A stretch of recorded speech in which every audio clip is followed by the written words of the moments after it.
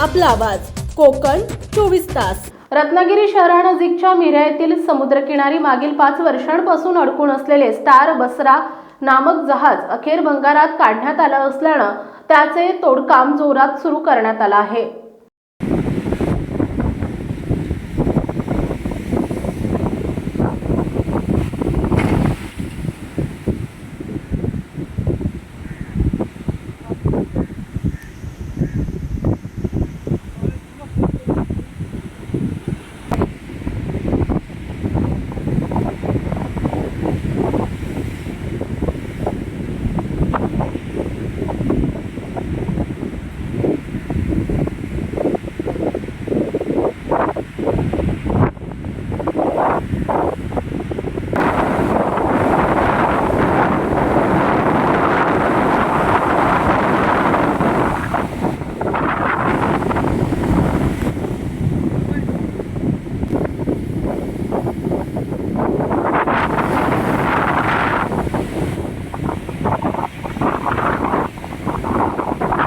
5 वर्षांपूर्वी म्हणजेच जून 2020 साली बसरा नामक हे जहाज अचानक आलेल्या वादळी पावसामुळे रत्नागिरी तालुक्यातील भाटी मिऱ्या समुद्रकिनारी येऊन धडकले आणि ते तेथेच अडकून पडले होते।